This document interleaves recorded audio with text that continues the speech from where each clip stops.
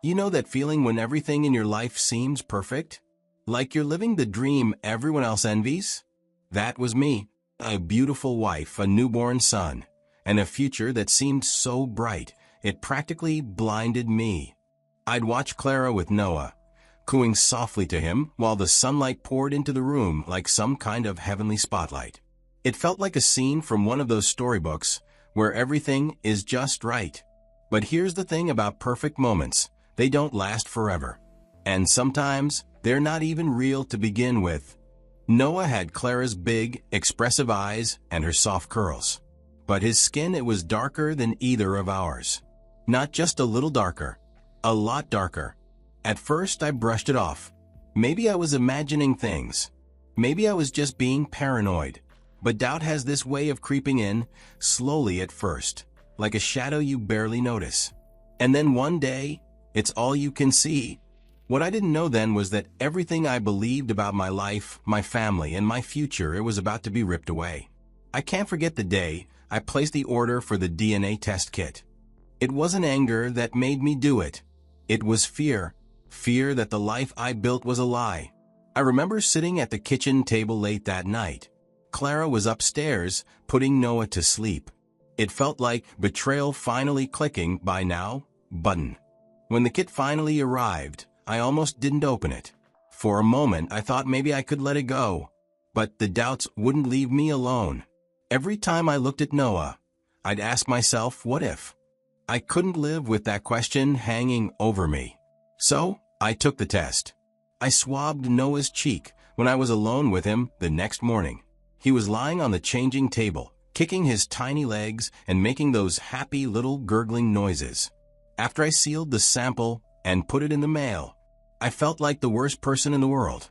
But deep down, I knew the truth was already on its way, and there was no going back.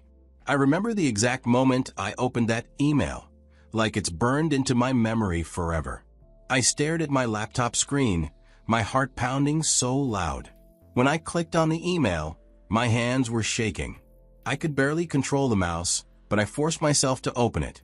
The first line of the results popped up in bold text. The alleged father is excluded as the biological father. For a second, I didn't even understand what it meant. Then, it hit me. Noah wasn't mine.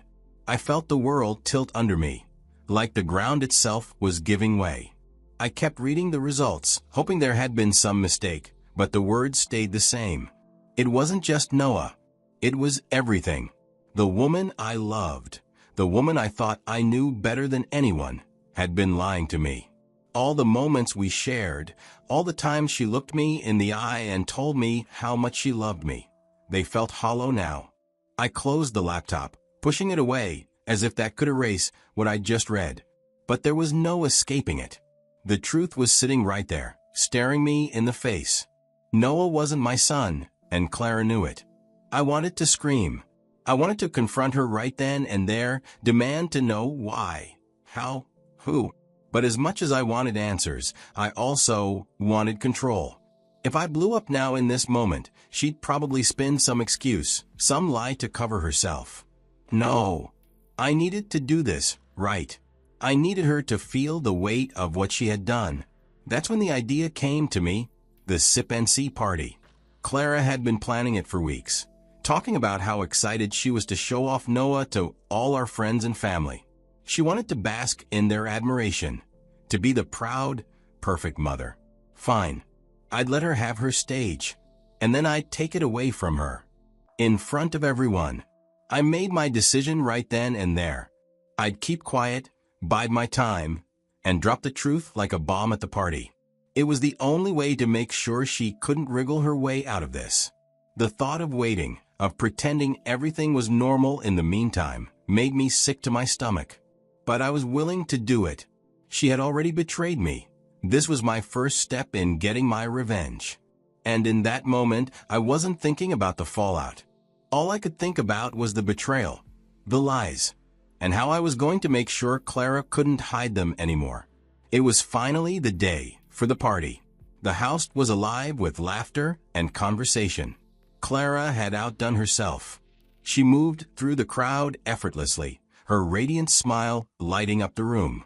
She was the epitome of grace, laughing at jokes, accepting compliments on her glow as a new mother, and playfully brushing off questions about sleepless nights.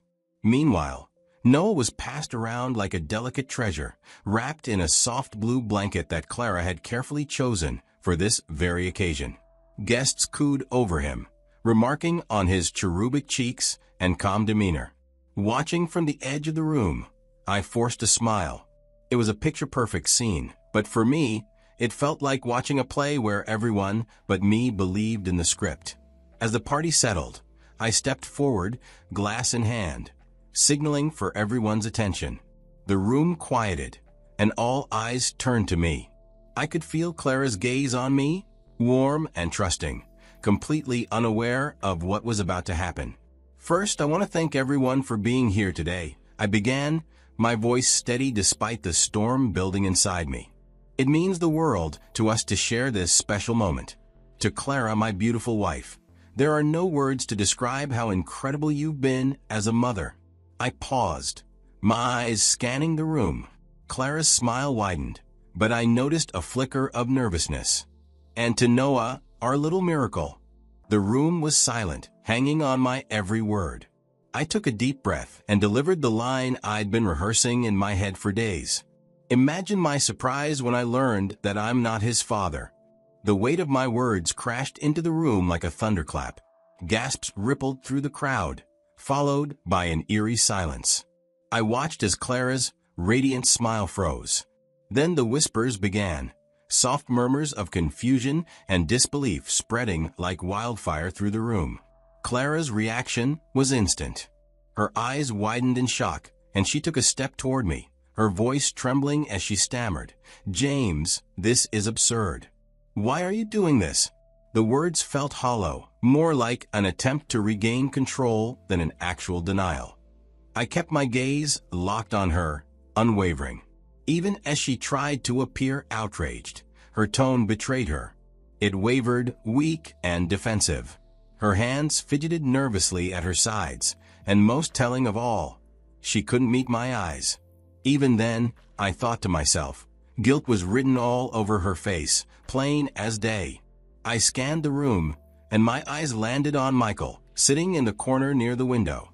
He hadn't moved since my toast, his drink clutched tightly in his hand. His face was a mask of discomfort, eyes cast downward, shoulders tense, and a flush creeping up his neck. He didn't say a word. He didn't need to. Michael was our neighbor. He is the likely father of Noah, but I am not sure yet.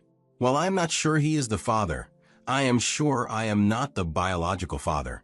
Clara turned and ran out of the party without looking or saying any more words. Everyone at the party just stared at me. Some people whispered to each other. Others looked like they wanted to ask me something, but didn't know what to say. One person tried to say, "Are you okay?" But I couldn't answer. I didn't want to talk to anyone. I didn't want their sad, pitying looks. I just wanted my life back the way it was before I found out the truth.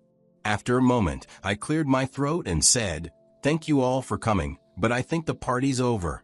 People nodded awkwardly and started to leave, but I could feel their eyes on me as they walked out. It felt like everyone in the world knew my life had just fallen apart, and I hated it. Later that night, I came home and found Clara sitting on the couch. She looked like she'd been crying for hours. Her face was red, and she was holding a tissue in her hands. I stood in the doorway, staring at her. My heart felt heavy. Finally, I said, "Why, Clara? Why would you do this to me?" She didn't answer. She just sniffled and looked down at the floor. That made me angry. "Say something," I said, my voice louder now. "I deserve an explanation." She looked up at me with big, watery eyes and said quietly, "It wasn't supposed to happen." I laughed, but it wasn't a happy laugh. What wasn't supposed to happen? Sleeping with Michael? Lying to me? Letting me believe Noah was my son? Clara flinched as if my words hurt her, but she didn't try to argue. That made it worse. I waited for her to say something, anything, but she just sat there, silent. Finally, she said, "It was a mistake, James. I didn't mean for it to happen. I didn't know." Her voice trailed off. You didn't know what? I asked, my voice quiet but sharp. You didn't know if Noah was mine? She broke down then, covering her face with her hands and crying. I didn't know, she said between sobs. I didn't know who the father was, but I thought it didn't matter, because you're the one who loves him. You're his dad in every way that counts. It doesn't matter, I said, shaking my head. It matters to me. It matters because you lied. You made me believe something that wasn't true. How am I supposed to trust you now? How am I supposed to believe anything you say? She didn't answer. She just cried harder, and I couldn't stand to look at her anymore. I turned and walked upstairs to the guest room. I couldn't sleep that night. My mind wouldn't stop spinning with everything she'd said and everything she hadn't said. As I lay there staring at the ceiling, one thought kept running through my head. I wanted to believe her. But how do you trust someone who's already broken you? For days, I walked around the house like a ghost, trying to figure out what to do. Every time I looked at Noah, my heart ached. He wasn't mine by blood, but I wanted him to be. I had spent months waking up to his cries, changing his diapers, and holding him while he slept. To me, he was my son, at least until the truth tore that away. When I finally decided to leave, I packed my things while Clara was out of the house. I couldn't face her. The sight of her used to make me happy, but now it just reminded me of what I'd lost. I packed a light suitcase of clothes, a laptop, and a few personal items. I knew I needed space to think, to breathe, and to figure out what came next. When I closed the front door behind me, the silence was deafening. No baby cries. No laughter. Just the sound of my footsteps fading down the driveway. That house wasn't my home anymore, no matter how much I wished it could be. In the days that followed, I saw Clara's world crumble. At first, she tried to act like everything was normal, calling friends to chat and posting pictures of Noah on social media. But people aren't stupid. Word got out. Friends stopped returning her calls. The moms from her playgroup, the ones who used to swarm around her at gatherings, started avoiding her altogether. Even her family couldn't look her in the eye. Clara's mom was the first to say it out loud. I overheard her during one of my visits to pick up some things. How could you do this to him, Clara? To your family? I didn't raise you to destroy everything like this. Clara didn't have an answer. She just stood there, her head down, letting her mother's words slice through her like knives. Clara tried to apologize to me more than once. She wrote me long text messages and even left a handwritten note on my car windshield one morning. It was full of promises to fix what she broke. Promises to be better. But the thing about breaking someone's trust is that it's not something you can glue back together. I didn't hate her, I didn't have the energy to, but I couldn't forgive her either. Some things once broken can never be fixed.